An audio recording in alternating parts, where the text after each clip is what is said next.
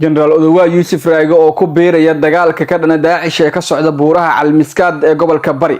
xogtii ugu dambeysay ciidamada dawladda Soomaaliya ee u diyaarsan halkaas loo diro diyaarado qaadaya saadkii ciidan iyo hubkii loogu talagalay maamulka Puntland inay kaga hortagaan dhagarta Daacish iyo xogihii ugu dambeeyay macluumaadka la xiriira qabanqaabada diyaar garowga ciidanka xoogga dalka ee ka socda wasaaradda gaashaandhigga ayaan muuqaalkan kugu soo gudbin doonaa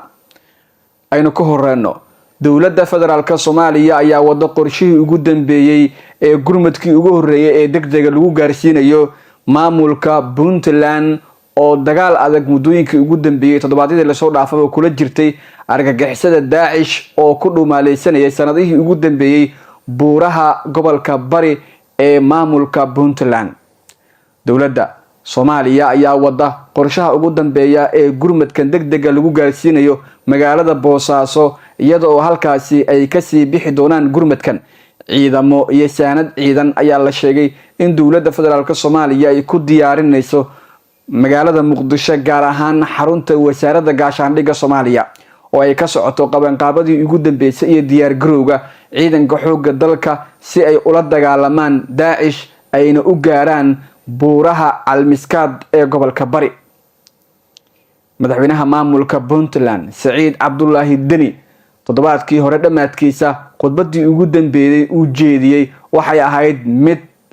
mas'uuliyiinta ugu sareeyay dawladda jawaab degdeg ay ka bixiyeen isagoo sheegay in ay kali ku tahay Puntland dagaal ay kula jirto cadawga ummadda Soomaaliyeed oo ah argagixisada Daacish.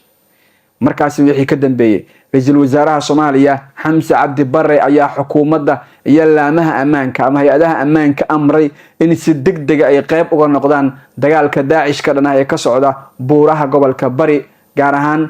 dhulka buuraleeda ah ee Calmiskaad.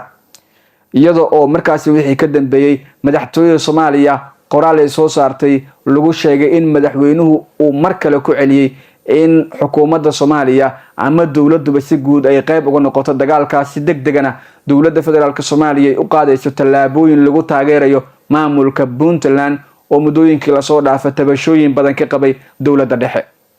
maamulka Puntland ayaa helaya saanad ciidan agab caafimaad iyo sidoo kale ciidamo iyada oo diyaaradaha qumaatiga u kaca ee dawladda federaalka Soomaaliya gaar ahaan ciidanka xoogga dalka ay leeyihiin ay qayb ka noqon doonaan howlgalladaasi. sidoo kale la sheegay in saraakiil marka hore diyaaradahaasi ay geen doonaan iyo saanad ciidanba magaalada Boosaaso. saraakiisha ayaana u kurgali doona sida qorshaha degdega ee dawladdu ay halkaasi gurmad ku gaarsiin karto. sidoo kale dawladda federaalka Soomaaliya ayaa diyaaradaheeda gaaska ah ee qumaatiga u kaca ee nooca dagaalka ah waxa ay markoo ay geeyaan saanada ciidan iyo gurmadka degdega magaalada Boosaaso ay ka soo qaadi doonaan dhaawacyada ciidamadii maamulka Puntland ee dagaalkaasi ku waxyeeloobay iyada oo inta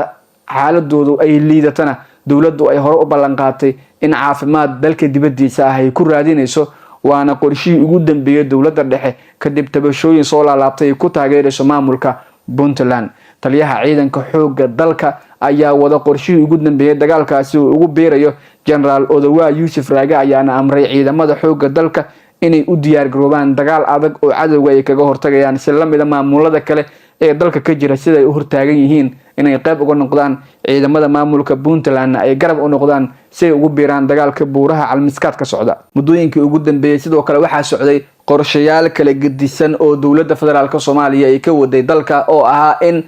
argagixisada Daacish iyo Al-Shabaab labaduba la dagaalamo iyada oo maamulka Puntland ay markan helayaan gurmad degdeg ah oo kaga imaanaya dawladda dhexe. diyaaradaha ay leeyihiin ciidanka xoogga dalka ayaa markii ugu horeysay howlgal u tagi doona maamulka Puntland. waxay hore u tageen deegaanada kale ee dalka marka laga reebo Puntland. waxa ugu dambeysay Raaskambooni iyo Gedo oo si guud howlgalladii dawladdu ay u qorshaysay ay qayb uga ahaayeen ciidamada iyo diyaaradahaba. waxaana mar kale ay qayb ka noqonaysaa dawladda federaalka Soomaaliya qorshaha lagu taageerayo maamulka Puntland ee si gaar ah howlgallada Daacish ka dhana. madaxweynaha Soomaaliya Xasan Sheekh Maxamuud ayaana habeen ka hor waxa uu sheegay in ay taageersan yihiin howlgalka ay wado maamulka Puntland ee ka dhana argagixisada Daacish. markii ugu horeysay ayaana la arkayaa oo ay qorshuhu tahay in dowladdu ay geyso ciidamo iyo saanad ciidan hubkii ay ugu talagashay maamulka Puntland dagaalkaasina qayb looga noqonayo. sidoo kale horey Puntland waxay tabashooyin uga qabtay gurmadka la gaarsiinayay maamulada kale ee dalka ka jira sida Jubbaland, Koonfur Galbeed, Hirshabeelle iyo Galmudug. haba ugu badnaatay maamulada Hirshabeelle iyo Galmudug oo dagaalka argagixisada uu ka socday muddooyinkii iyo sanadihii ugu dambeeyay waxay helayeen gurmadkii ugu badnaa ee dawladda uga imaanayay. Puntland ayaana hore u sheegtay in dagaalka argagixisada ay kali ku noqdeen, balse dawladda dhexe ayaa markii ugu horeysay qayb ka noqonaysa dagaalkaasi. xubnaha xildhibaanada iyo wasiirada ka soo jeeda maamulka Puntland ayaana suurtagal ah in ay gaaraan deegaanada dagaalku ka socdo iyo goobaha ka agdhow. si gaar ah Boosaaso ayaa wafdiga ugu horeeya ee dawladda ka baxa la qorsheynaya in halkaasi ay tagaan, waxaana qayb ka noqon doona wafdigaasi taliyaha ciidanka booliiska Soomaaliya sida la sheegay